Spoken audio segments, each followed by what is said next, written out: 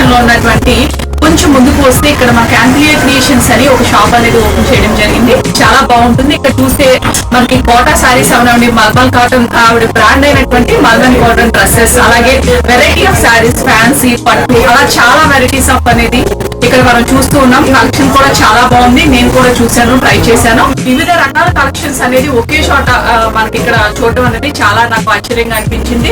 అక్కడ చూసుకుంటే మనము ఉప్పాడ సారీస్ అవనివ్వండి, లేదా పట్టు సారీస్ అవనివ్వండి, లేదా కోటా సారీస్, అలాగే చూసుకుంటే కొంచెం మంగళగిరి కలెక్షన్ పెట్టారు.